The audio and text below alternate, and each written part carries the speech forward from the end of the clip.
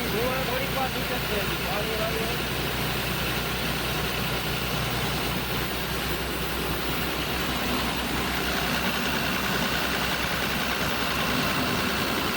ખુલ્લે side રાખો છો